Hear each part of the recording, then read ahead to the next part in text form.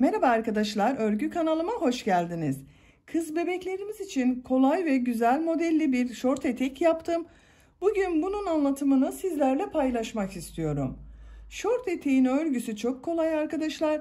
Başlangıçta yapacak olduğunuz bebeğinizin veya çocuğunuzun bel ölçüsüne göre zincir yaparak başlıyoruz. İlk önce bu bölümünü yapıyoruz. Tamamladıktan sonra bu etek görünümünü yapıyoruz. Şort eteğimizi bitiriyoruz. Bakın çok güzel görünümü olan bir şort etek. Kızların seveceği tarzda modelli güzel bir etek arkadaşlar. Bu şort eteğin örgüsünde iplik olarak ben bugün bu ipliği kullandım. Alize Baby Best markalı bir iplik, anti peeling özellikle bambu karışımlı bir iplik arkadaşlar. Kullandığım iplik üzerinde 100 gram iplikte 240 metre yazmakta. Renk numarasını soran arkadaşlar için de kullandığım ipliğin renk numarası 161. Ben bugün bu marka ipliği, bu renk ipliği kullandım. Siz istediğiniz marka iplik ve renkleri kullanarak bu şort eteği örebilirsiniz arkadaşlar. Tığ olarak da elimin sıklığına, ipliğin kalınlığına uygun olarak 3 milimlik tığ kullandım bakın. Kullandığınız iplik üzerinde kaç numara tığ kullanmanız gerektiği tavsiye edilmektedir. Bakın benim bu kullandığım iplik üzerinde 2 ile 4 arası tığlar tavsiye edilmekte. Ben 3 milim tığ kullandım. Siz de kullandığınız ipliğin kalınlığına uygun olarak tığ kullanırsanız yaptığınız örgüler daha güzel olacaktır. Ben bugün anlatımımı 6-12 aylık bebek ölçüsünde anlatıyorum. Siz bu başlangıç zincir sayısını daha az yaparak daha küçük bebekler için yapabilirsiniz. Veya daha büyük kız çocuklarınız için yapmak istiyorsanız da bel ölçüsüne göre zincir sayısını başlarsanız daha büyük şort etek yaparsınız arkadaşlar. Ben bu şort eteğin örgüsünde 1,5 adet iplik kullandım arkadaşlar. Siz de elinizde 2 adet ipliği bulundurursanız iyi olacaktır. Hazırsanız hep birlikte bu güzel şort eteğimizin örgüsüne başlayalım. Örgü kanalıma abone değilseniz abone olmayı unutmayın lütfen. Örgü kanalıma abone olmak ücretsiz. Örgü kanalıma ücretsiz abone olup orada bulunan zil şeklinde dokunarak açık konuma getirirseniz kanalıma video yüklediğim zaman ilk önce size bildirim gelecek. Yaptığım örgülerden ilk önce sizin haberiniz olacaktır. İzlediğiniz videolarıma beğeni ve yorumlarınızı da yaparsanız çok sevinirim arkadaşlar.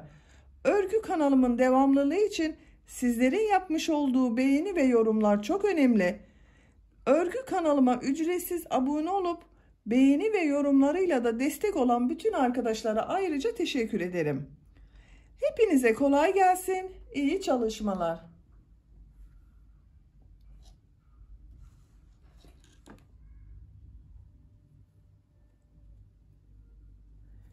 Örgüye bel örgüsü için zincir yaparak başlıyoruz. Zincir yapabilmek için ilk ilmeği ben bu şekilde yapıyorum. Size nasıl kolay geliyorsa ilk ilmeği öyle yapabilirsiniz.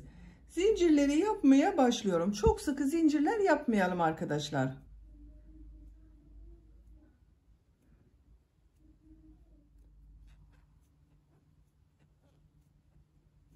...90 zincir yaptım. Benim yapacağım ölçü için bu 90 zincir yeterli.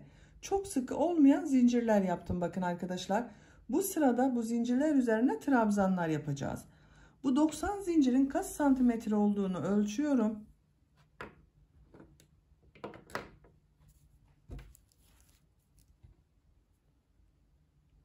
Sıfır noktasına başlangıcını tuttum. Ölçtüğüm zaman 39 santimetre zincir uzunluğu var. Siz bunu bebeğinizin beline göre ölçerek yaparsanız çok iyi olacaktır. Bel ölçüsüne göre yapıyoruz arkadaşlar başlangıcına. Ben bugün 6-12 aylık bebek için 90 zincir yaptım. 39 santimetre geldi. Siz daha küçük veya daha büyük bebekler için yapmak istiyorsanız da bebeğinizin bel ölçüsüne göre yaparsanız iyi olur. Eğer yapacak olduğunuz bebeğiniz yanınızda yoksa yeni doğanla 3 aylık bebek için 30-35 santimetre zincir yapmanız iyi olur. 3-6 aylık bebek için 33-37 santimetre zincir yaparsanız iyi olur arkadaşlar. 6-12 aylık bebek için de 35 ile 40 santimetre arası zincir iyi olur. 1-2 yaş arası bebekler için yapacaksanız da 37-43 santimetre arası ölçü iyi olacaktır. Bu size söylemiş olduklarım standart ölçü tablosu arkadaşlar. Ama sizin bebeğinizin kilosuna, gelişimine göre bu zincir sayısı daha az veya daha çok yapabilirsiniz.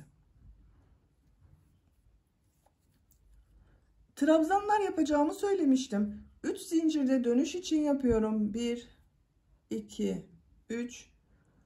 1, 2, 3 ilmek atlıyorum. 4. ilmek içine trabzan yapıyorum. Diğer ilmekleri de trabzan yaparak devam ediyorum. Her ilmek içine bir trabzan yapıyorum. Bakın ikili trabzan yapıyorum. 2 defa da çıkarıyorum arkadaşlar.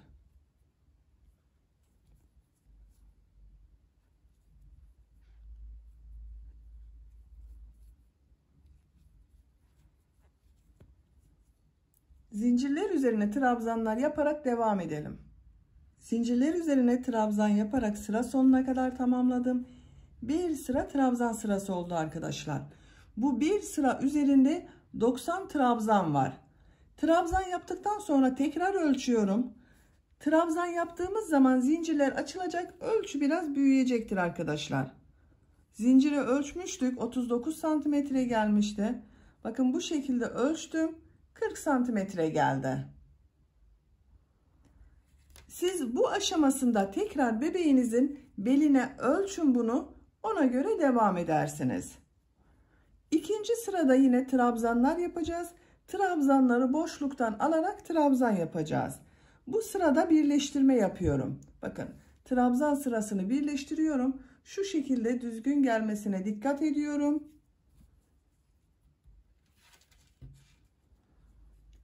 Bu son ilmek ile burada yaptığım bir ilmek var. Tığ takıyorum. İlmek kaydırması yaparak sırayı birleştiriyorum. Bakın sırayı birleştirdik. 2 zincir yapıyorum. Bir düz bir ters boşluklardan alarak trabzan yapacağız bu sırada. İlk trabzanı bakın düz taraftan boşluktan alıyorum. Trabzan yapıyorum. İkinci trabzanı ters taraftan boşluktan alıyorum. Trabzan yapıyorum. Düz taraftan boşluktan alıyorum. Trabzan yapıyorum. Ters taraftan boşluktan alıyorum. Trabzan yapıyorum.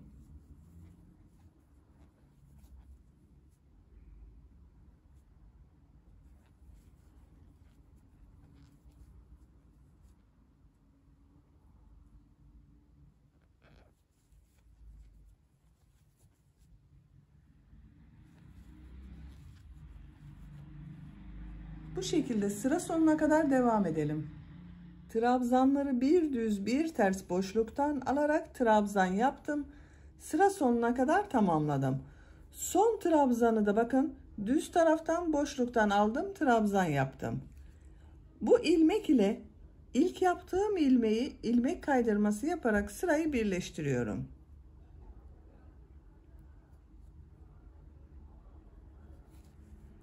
Sırayı birleştirdim bakın arkadaşlar. Görüntü olarak böyle oldu. Üçüncü sıraya geçmeden önce sıra başında bulunan bakın bu ipliği şu şekilde tığı takıyorum. İçeriye çekerek sırayı birleştiriyorum. İlk sırayı birleştiriyoruz. Bakın. Sırayı birleştirdik, düzgün göründü. Bu 2 zincir yaptığımızda ters tarafta görünen trabzan oldu. Düz taraftan trabzan yaptım ilk trabzanı, son trabzanda bakın düz taraftan trabzan yaptım. 2 zincir yaptığımda ters tarafta görünen trabzan oldu. 3. sıradayız. 3. sırada trabzanları nasıl görüyorsan o şekilde boşluktan alarak trabzan yapıyorum. 2 zincir yapıyorum. ördüğüm, bakın düz taraftan görünüyor. Düz taraftan boşluktan alıp trabzan yapıyorum. Ters tarafta görünüyor. Ters taraftan trabzan yapıyorum. Düz görünüyor. Düz taraftan trabzan yapıyorum. Ters taraftan trabzan yapıyorum.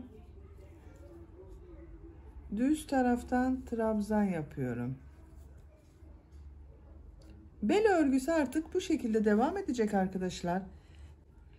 Trabzanları nasıl görüyorsan o şekilde boşluktan alıp trabzan yapalım. Sıra sonunda ilmek kaydırması yaparak sırayı birleştirelim. Tercihinize göre bel örgüsüne devam edelim. Bel örgüsünü 4 sıra olarak tamamladım. Bakın 1, 2, 3, 4. Kaç santimetre olduğunda ölçüyorum. Sizin iplik kalınlığına ve elinizin sıklığına göre bu sıra sayısı 5 sırada olabilir. Bakın 3 santimetre genişlik var. Bu yeterli. Siz isterseniz dediğim gibi bunu 5 sıra yapabilirsiniz. Bakın bu şekilde bel örgüsünü tamamladık. 2 zincir yapıyorum. File örgüleri yapacağız arkadaşlar. File örgülerini yaparken bu ters tarafta bulunan, bakın bu trabzanları boşluktan alarak sık iğne yapacağız. Bir ilmeği atlıyorum. Bu terste görünen trabzanı boşluktan alıyorum. Sık iğne yapıyorum. 2 zincir yapıyorum. Bir ilmek atlıyorum. Bu trabzanı ters taraftan boşluktan alıyorum. Sık iğne yapıyorum. 2 zincir yapıyorum. Bir ilmek atlıyorum. Terste görünen bu trabzanı ters taraftan boşluktan alıp sık iğne yapıyorum. Bu şekilde fileler yapıyoruz bakın. Sıra sonuna kadar devam edelim.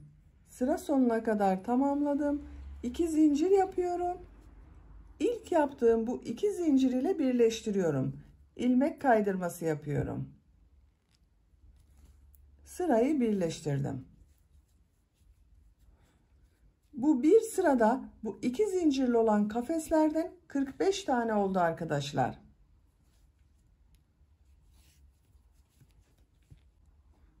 Bir zincir yapıyorum. Bu sırada yarım trabzanlar yapacağız. Yarım trabzanları bu şekilde yapıyorum bakın arkadaşlar. Tığın üzerine iplik alıyorum. Bu 2 zincirin içine trabzan yapıyor gibi ilmek aldım. Bekletiyorum. İlmek alıyorum. Bir defada çıkarıyorum. Yarım trabzan oluyor. İkili yapmıyoruz. Birli trabzan yapıyoruz. Tığın üzerine iplik alıyorum. Trabzan yapıyor gibi çektim. İlmek alıyorum. Bir defada çekiyorum bakın. 2 zincirin üzerine 2 yarım trabzan yaptım.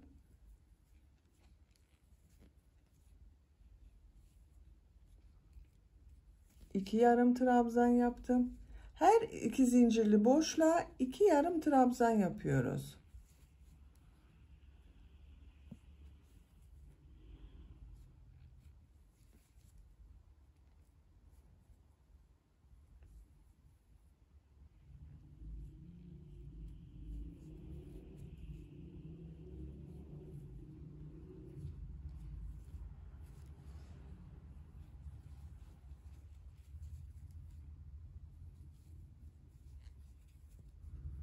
Yarım trabzanlar yapıyorum. Sıra sonuna kadar devam edelim. Yarım trabzanlar yaparak sıra sonuna kadar tamamladım. Son 2 zincirin üzerine de 2 yarım trabzan yaptım. Son ilmek ile ilk ilmeği ilmek kaydırması yaparak sırayı birleştiriyorum. Bir sıra yarım trabzan yaptık. Bu sıra üzerinde toplam 90 yarım trabzan var. Bir zincir yapıyorum, örgüyü çeviriyorum. Bu ilk ilmek içine yarım trabzan yapıyorum. Yine yarım trabzan sırası yapıyoruz arkadaşlar. Diğer ilmekleri de yarım trabzan yaparak devam ediyorum.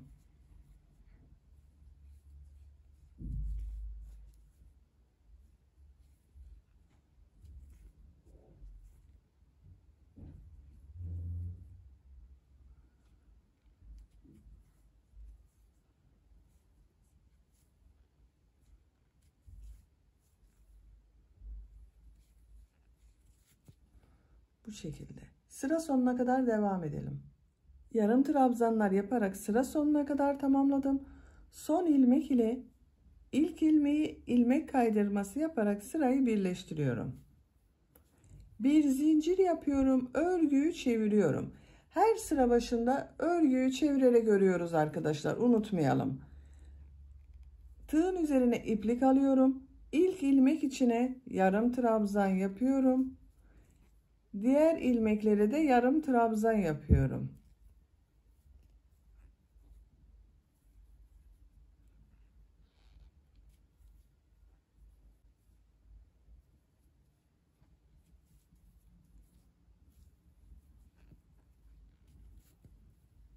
Bu şekilde yarım trabzanlar yapıyoruz.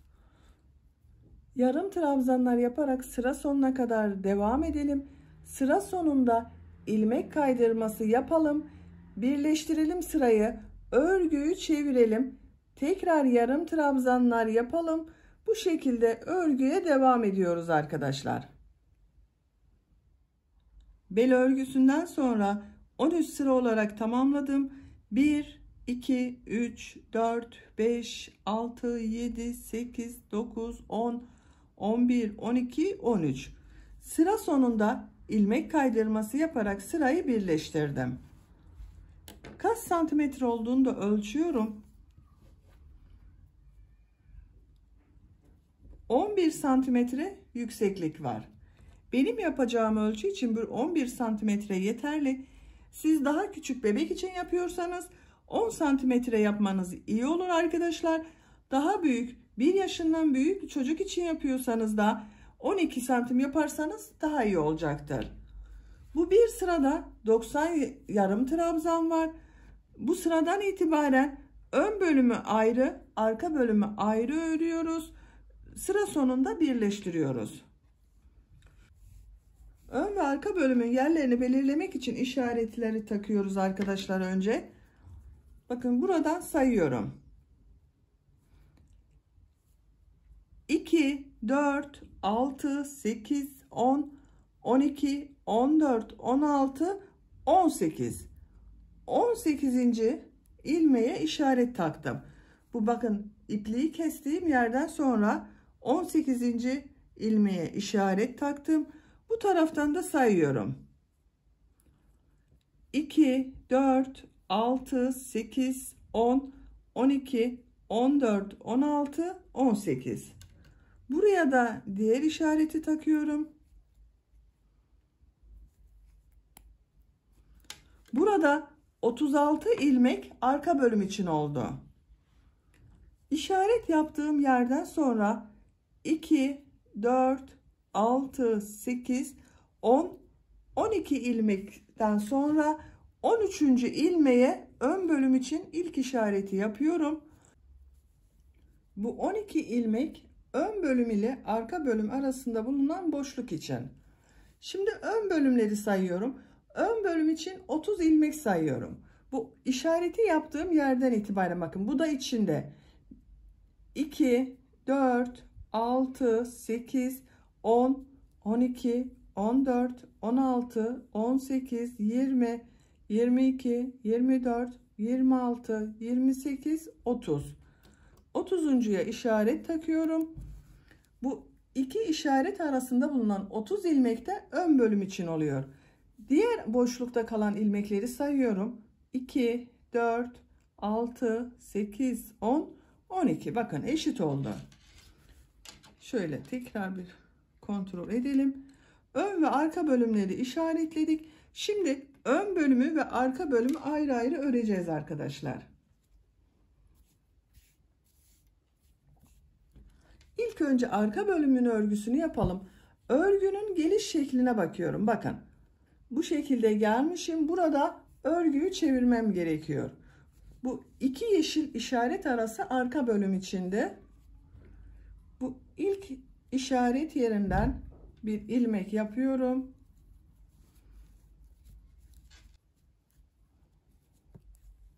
Bir zincir yaptım, sağlamlaştırdım. Bu ilk ilmek olan, bakın işaretli olana bir yarım trabzan yapıyorum. Diğer ilmekleri de yarım trabzan yapıyorum. Yine yarım trabzan olarak devam ediyoruz. Toplam 36 yarım trabzan olacak arkadaşlar. Bu işarete kadar devam edelim. Diğer işarete kadar yarım trabzanları yaptım. Bu bir sırada 36 yarım trabzan var arkadaşlar. İkinci sıradayız. Bir zincir yapıyorum. Örgüyü çeviriyorum. Bu sıradan itibaren sıra başında ve sıra sonunda bir ilmek kesmesi yapacağız. Tığın üzerine iplik alıyorum. Bu sıra başında kesmeyi, bakın bu ilmeği atlıyorum. Bunun içerisine yapmıyorum. İkinci ilmek içine yarım trabzan yapıyorum. Diğer ilmekleri de yarım trabzan yaparak devam ediyorum.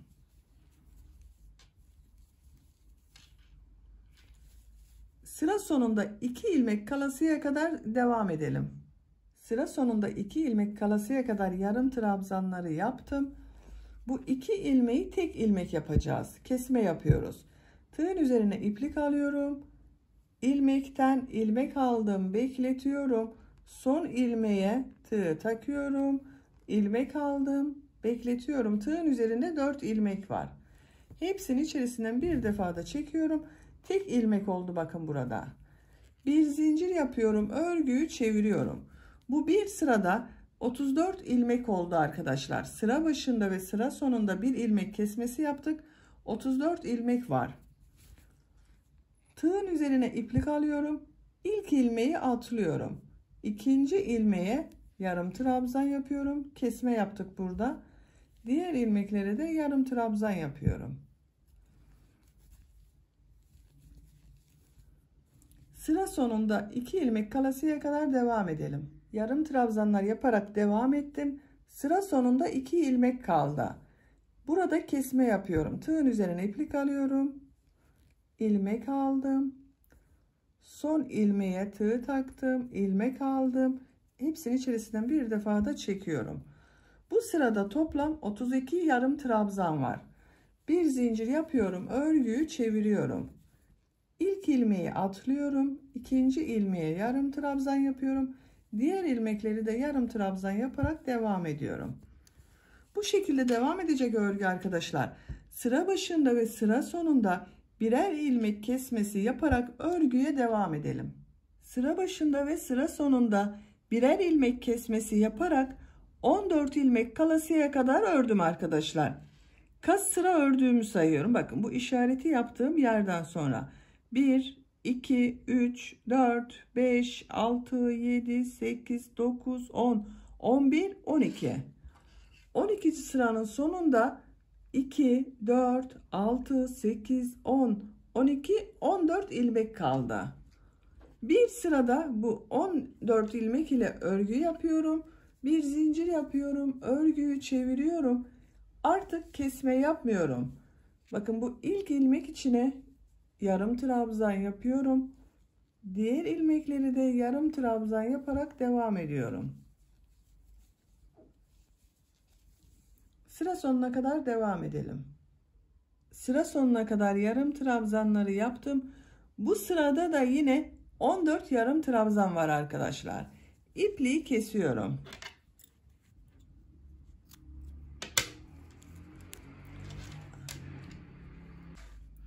Arka bölümün örgüsünü tamamladık. Şimdi ön bölümün örgüsünü de yapalım. Ön bölümde yine arka bölüm gibi kesmeler yapacağız. Örgünün ters tarafından bakın, geliş yönüne göre yine aynı başlıyorum. Bu 12 ilmekten sonra işaret yaptığım buradan bir ilmek yapıyorum.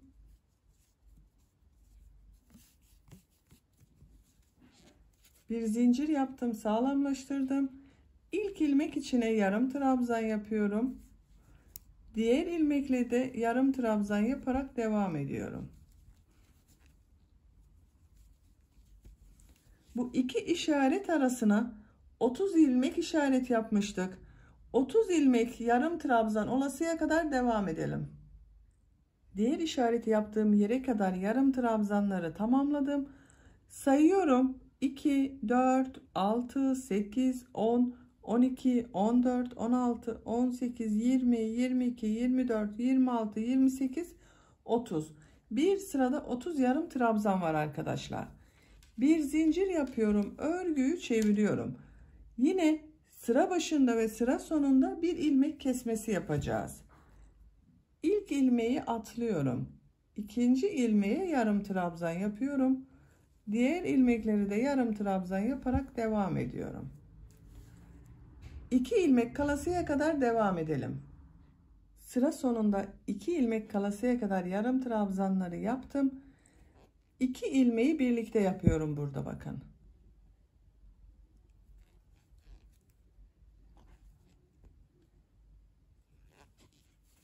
Tek ilmek yaptık. 2 ilmeği birlikte yaparak tek ilmek yaptık. Bir zincir yapıyorum. Örgüyü çeviriyorum. Bu bir sıra üzerinde 28 ilmek kaldı. Bir ilmek atlıyorum. İkinci ilmeğe yarım trabzan yapıyorum. Diğer ilmekleri de yarım trabzan yaparak devam ediyorum. Ön bölümün örgüsü de aynı arka bölümde olduğu gibi sıra başında ve sıra sonunda birer ilmek kesmesi yaparak devam edelim. Bunda 14 ilmek kalasıya kadar kesme yaptım. Ön bölümü de 14 ilmek kalasıya kadar kesmeler yaparak devam edelim. Ön bölümde sıra başında ve sıra sonunda birer ilmek kesmesi yaparak 14 ilmek kalasıya kadar ördüm. Sayıyorum. 2, 4, 6, 8, 10, 12, 14. Kaç sıra olduğunu sayıyorum, bakın. İşaretli yerden sonra 1, 2, 3, 4, 5, 6, 7, 8, 9 sıra oldu. Arka bölümü toplam 13 sıra yapmıştım. Ön bölümü de 13 sıraya tamamlamam gerekiyor. Bu 14 ilmek ile örgüye devam ediyoruz. Bir zincir yapıyorum. Örgüyü çeviriyorum. Artık kesme yapmıyorum. İlk ilmek üzerine yarım trabzan yapıyorum. Diğer ilmekleri de yarım trabzan yaparak devam ediyorum. Sıra sonuna kadar devam edelim. Sıra sonuna kadar yarım trabzanları yaptım. Bu bir sırada yine 14 yarım trabzan var. Sıra sonunda da kesme yapmadım, bakın. Her ilmeğe bir yarım trabzan yaptım. Bir zincir yapıyorum. Örgüyü çeviriyorum. Yine kesme yapmadan her ilmeğe bir yarım trabzan yapıyorum. Her sırada 14 yarım trabzan yapıyoruz. Arka bölümü 13 sıra olarak tamamlamıştım. Bu ön bölümü de bu ayırma yaptığımız buradan itibaren 13 sıra olasıya kadar devam edelim. 14 yarım trabzan ile 4 sıra olarak tamamladım. Bu başlangıçtan itibaren de 13 sıra oldu. Sayıyorum, bakın. 1, 2, 3, 4, 5, 6, 7, 8, 9, 10, 11, 12, 13. 13. sıranın sonunda ön bölümün örgüsünde tamamlamış olduk. Şimdi ön bölüm ile arka bölümü birleştireceğiz. Örgünün ters tarafını çeviriyorum, bakın. İlmek kaydırması olarak birleştireceğiz. Bu ilk ilmeğe, bakın, arka bölümde bulunan ilk ilmeğe tığ takıyorum. Bu ilmeği içinden çekiyorum. Şu şekilde içinden çektim. Bir zincir yaptım, sağlamlaştırdım. Her ilmeği karşılıklı gelecek şekilde ilmek kaydırması yapıyorum. İlmeğe tığ takıyorum. Karşıdan da ilk ilmeğe tığ takıyorum. İlmek alıp çektim. Tığın üzerinde bulunan ilmekten de çekiyorum.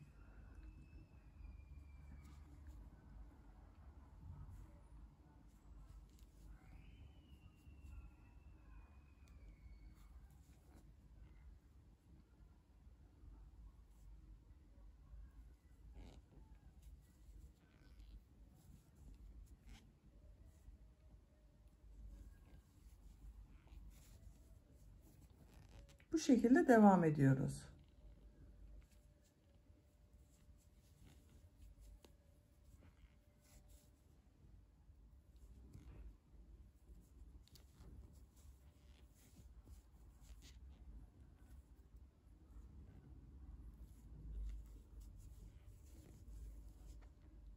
Son ilmeği de ilmek kaydırması yaparak birleştiriyorum.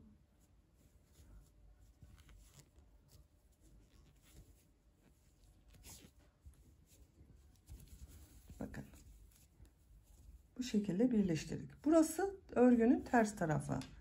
Düz tarafı görüntüsü böyle oldu arkadaşlar.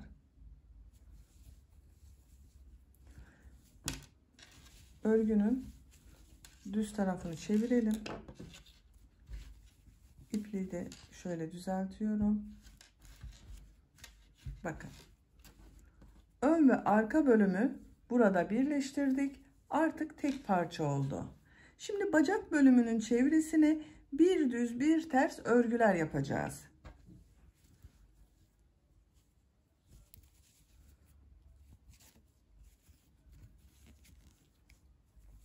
Burada bir zincir yapmıştım bakın. Bu ilmeğe yarım trabzan yapıyorum. Yarım trabzanlar yapıyoruz. Her sıraya bir yarım trabzan olacak şekilde yarım trabzan yapıyorum. Bakın bu sıralar var. Her sıraya bir yarım trabzan yapıyorum.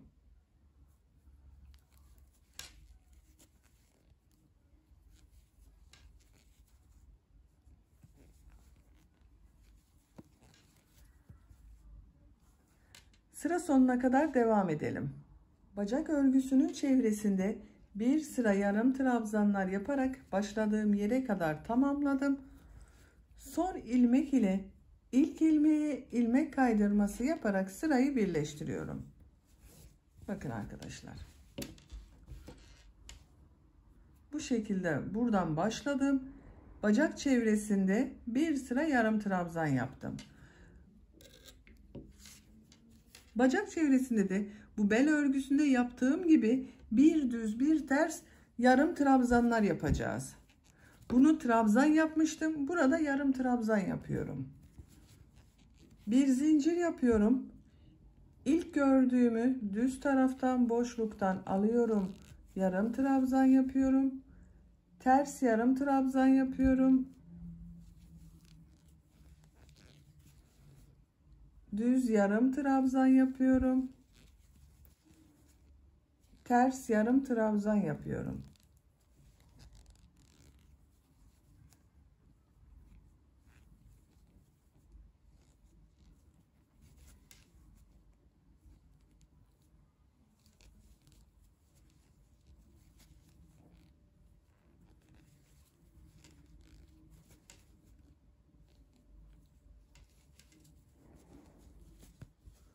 Bu şekilde bir düz bir ters örgüler yapıyoruz. Sıra sonuna kadar devam edelim. Bir düz bir ters boşluklardan alıp yarım trabzan yaparak sıra sonuna kadar tamamladım. Sıra başında düz boşluktan aldım, yarım trabzan yaptım. Sıra sonunda da düz boşluktan aldım, yarım trabzan yaptım. Bu ilmek ile ilk ilmeği ilmek kaydırması yaparak sırayı birleştiriyorum. Bakın görüntü olarak böyle oldu arkadaşlar. Bel örgüsüyle de aynı oldu gördüğünüz gibi.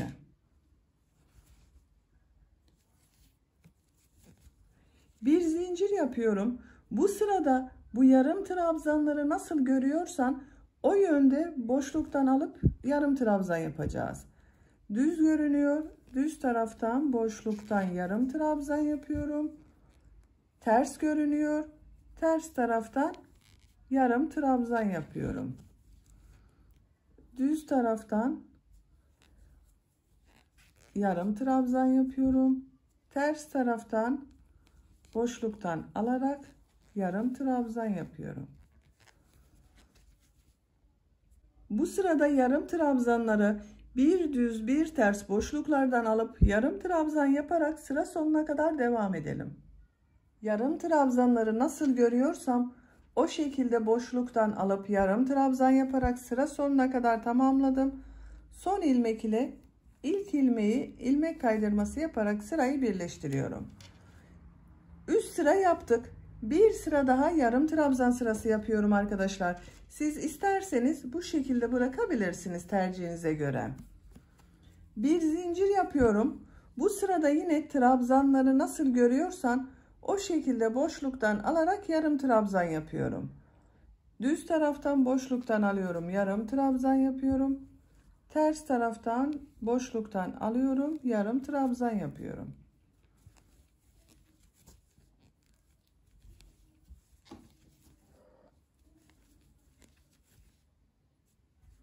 Sıra sonuna kadar devam edelim. Sıra sonuna kadar tamamladım. Son ilmek ile ilk ilmeği ilmek kaydırması yaparak sırayı birleştiriyorum. İpliği kesiyorum arkadaşlar.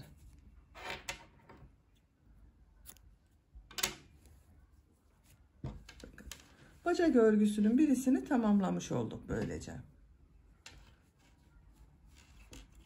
Şimdi diğer bacağın örgüsünde başlayalım. Bu birleşim yaptığım yerden başlıyorum, bakın diğer bacak örgüsüne. Bir ilmek yapıyorum. Yarım trabzanlar yapıyorduk. Bu bacak örgüsünde de birinci sırada yarım trabzanlar yaptım. İkinci sırada bir düz bir ters boşluktan alıp yarım trabzan yaptım. 3 ve 4. sırayı da nasıl görüyorsam o yönde boşluktan alarak yarım trabzan yaptım. Toplam 4 sıra yaptım bakın bu bacak örgüsünü.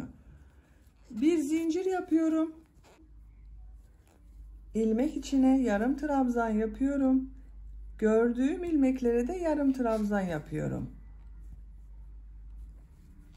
Bacağın çevresinde bir sıra yarım trabzan yapıyoruz.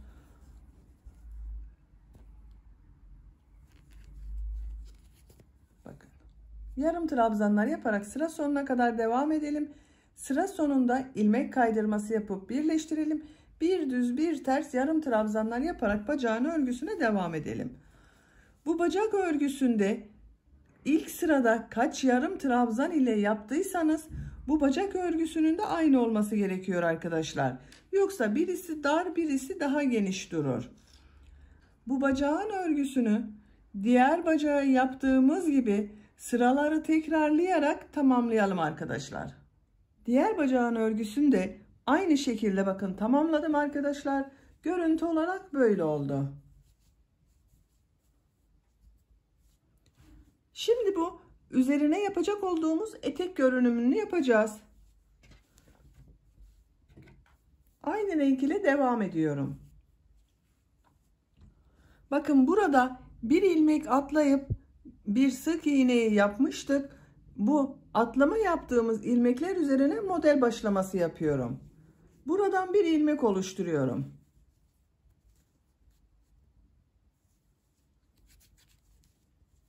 Bir zincir yaptım, sağlamlaştırdım. 3 zincir yapıyorum. V şekilleri yapacağız. Tığın üzerine iplik alıyorum. Aynı ilmeğe trabzan yapıyorum.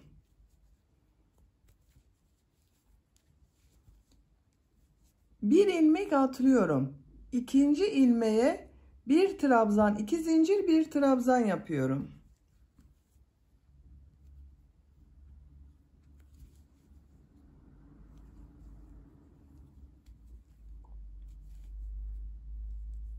Bir ilmek atlıyorum. İkinci ilmeğe bir trabzan, 2 zincir, bir trabzan yapıyorum.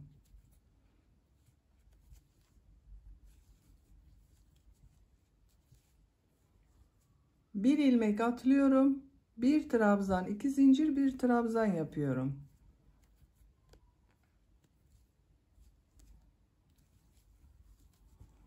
Bakın V şekillerini bu düz taraftan aldığımız trabzanlar üzerine yapıyoruz. Ters taraftan yaptığımız trabzanları boş bırakıyoruz, atlıyoruz arkadaşlar. Sıra sonuna kadar V şekilleri yaparak devam edelim. V şekilleri yaparak sıra sonuna kadar tamamladım. Son V şekliyle ilk V şeklini ilmek kaydırması yaparak birleştiriyorum. Sırayı birleştirdim bakın arkadaşlar. Görüntü olarak böyle oldu. Bu düz yaptığımız, bakın boşluktan alarak yaptığımız trabzanların üzerine V şekilleri yaptık bu sırada. İkinci sıradayız. İkinci sırada V şekillerinin içine 2 trabzan, 2 zincir, 2 trabzan yapıyorum. 3 zincir yapıyorum. V şeklinin içine bir trabzan yapıyorum. Bu 3 zincirde bir trabzan oluyor. 1 2 oldu. 2 zincir, 2 trabzan yapıyorum.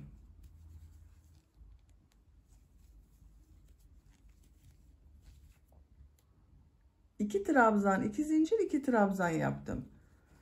Tığın üzerine iplik alıyorum. V şeklinin içine 2 trabzan, 2 zincir, 2 trabzan yapıyorum.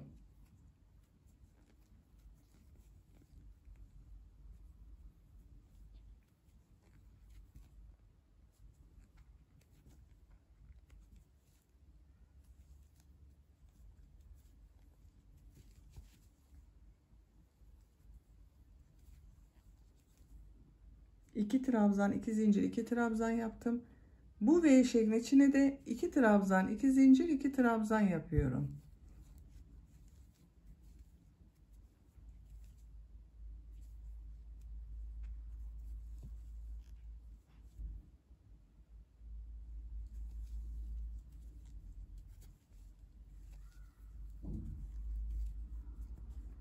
Bu şekilde oluyor.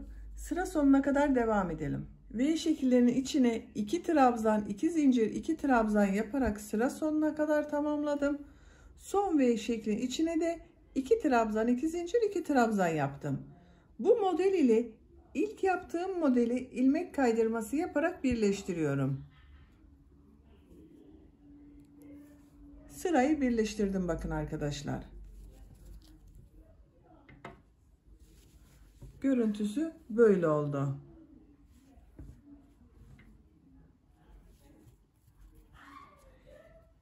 İkinci sırada tekrar bu 2 trabzan, 2 zincir, 2 trabzan yapacağız. Bu 2 zincirlerin içine yapacağız.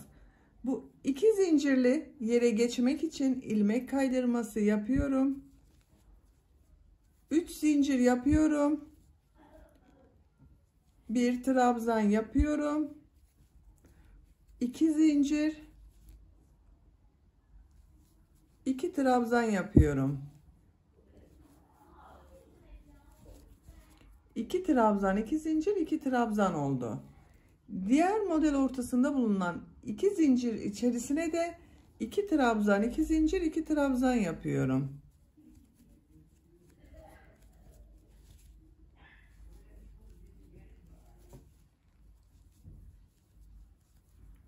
İki trabzan, 2 zincir, 2 trabzanı yaptım.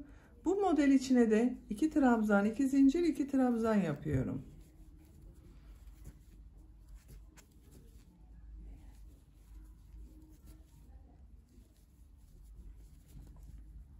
Bakın 2 trabzan, 2 zincir, 2 trabzandan oluşuyor modeller. Sıra sonuna kadar devam edelim. Sıra sonunda ilmek kaydırması yaparak sırayı birleştirelim. Bu 2 zincir içine ilmek kaydırması yaparak geçiş yapalım. 2 trabzan, 2 zincir, 2 trabzan şeklinde modellerin örgüsüne devam edelim. Modelli bölümü 7 sıra olarak tamamladım. V şekli içerisine 2 trabzan, 2 zincir, 2 trabzan şeklinde 7 sıra yaptım arkadaşlar. 1, 2, 3, 4, 5, 6, 7. V şekli ile birlikte 8 sıra oldu. Bu yükseklik yeterli. Bakın şöyle tuttuğunuz zaman bacak bölümünün buraya geliyor. Sizin elinizin sıklığına göre daha fazla sayıda yapabilirsiniz. Daha az sıra sayısı da yapabilirsiniz. Sıra sonunda ilmek kaydırması yaparak bakın sırayı birleştirdim. Burada bitirmiyorum. Bunun ucuna dilim modelleri yapmak istiyorum. Dilim modellerine yine bu 2 zincirli boşluktan başlayacağız. İlmek kaydırması yaparak oraya geçiyorum arkadaşlar. 1 ilmek kaydırması, 2 ilmek kaydırması. 3 zincir yapıyorum. 2 trabzan yapıyorum.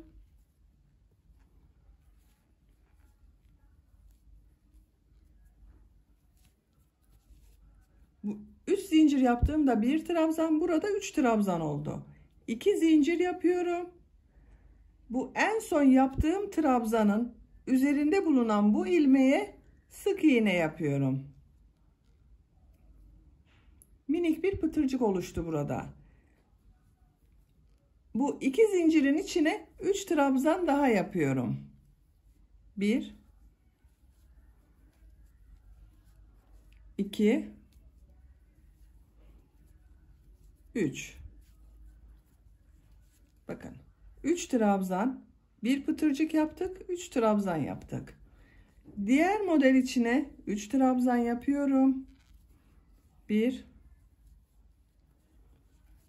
2 3. 2 zincir yapıyorum. Son yaptığım trabzanın üzerinde bulunan bu ilmeğe sık iğne yapıyorum. 3 trabzan yapıyorum.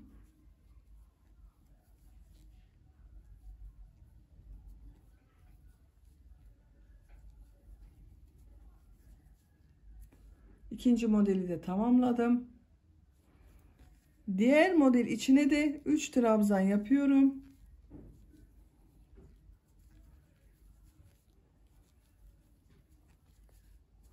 2 zincir yapıyorum.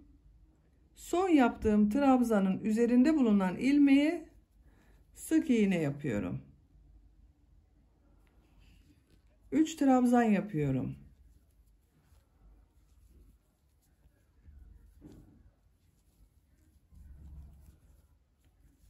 Diğer modele 3 trabzan yaparak devam ediyorum.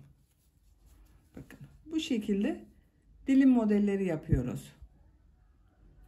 Sıra sonuna kadar devam edelim. Sıra sonuna kadar modelleri tamamladım. Son model ile ilk modeli ilmek kaydırması yaparak birleştiriyorum. İlk burada bulunan ilmek ile ilmek kaydırması yapıyorum. Bakın. Sırayı birleştirdim. İpliği kesiyorum.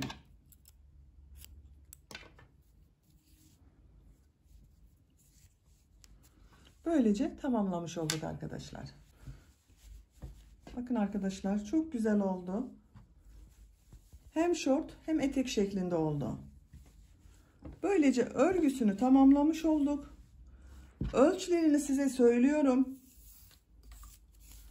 Bel örgüsünün buradan, bakın şöyle açarak ölçelim isterseniz. Daha güzel ölçeriz.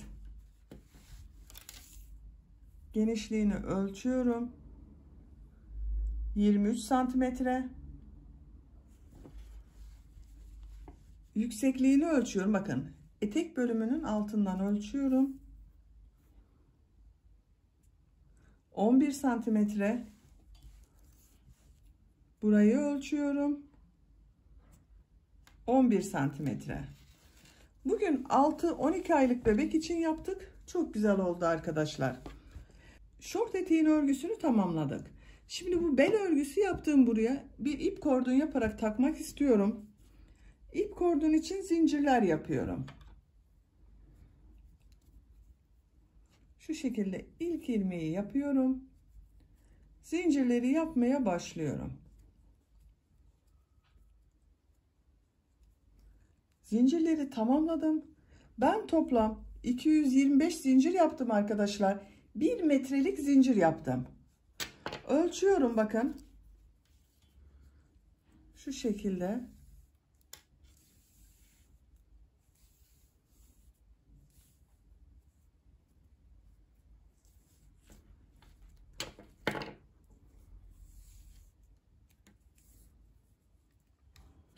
Santimetre zincir uzunluğu var. Bu zinciri çok kısa da yapmayalım arkadaşlar. Bu zincirler üzerine bu sırada ilmek kaydırması yapacağız. O zaman zincir biraz daha çekecektir. Bir ilmek atlıyorum. İkinci ilmeğe ilmek kaydırması yapıyorum. Bakın.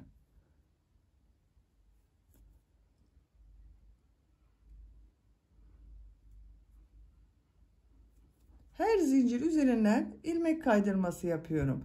Siz isterseniz bu şekilde zincir olarak da kullanabilirsiniz.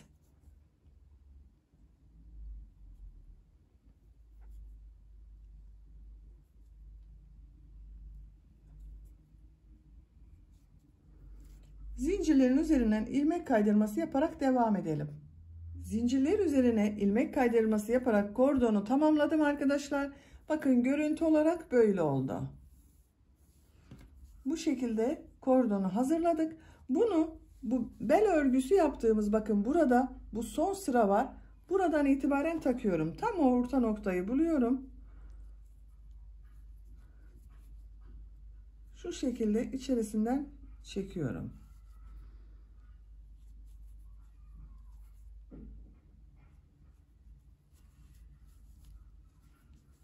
Sıra sonuna kadar devam edelim. Takalım. Kordonu taktım. Bakın arkadaşlar, başladığım yerde aynı ilmekte birleştirdim. Şu şekilde fiyonk yaparak kullanıyoruz. Siz isterseniz bu kordonun ucuna boncuk da takabilirsiniz. Bakın. Çok güzel oldu.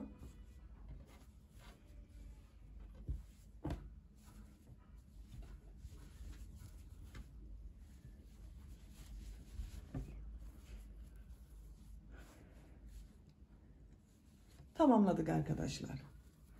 Beni dinlediğiniz ve izlediğiniz için hepinize çok teşekkür ederim. Örgü kanalıma abone değilseniz abone olmayı unutmayın lütfen. Örgü kanalıma abone olmak ücretsiz. Örgü kanalıma ücretsiz abone olup orada bulunan zil şeklinde dokunarak açık yaparsanız kanalıma video yüklediğim zaman ilk önce size bildirim gelecek. Örgülerimden herkesten önce sizin haberiniz olacaktır. İzlediğiniz videolarıma beğeni ve yorumlarınızı da yaparsanız çok sevinirim arkadaşlar. Örgü kanalımın devamlılığı için sizlerden gelen beğeni ve yorumlar çok önemli. Örgü kanalıma ücretsiz abone olup beğeni ve yorumlarını da yaparak destek olan bütün arkadaşlara çok teşekkür ederim. Sizler ile yeni örgülerde görüşmek dileğiyle. Hoşça kalın, sevgiyle kalın.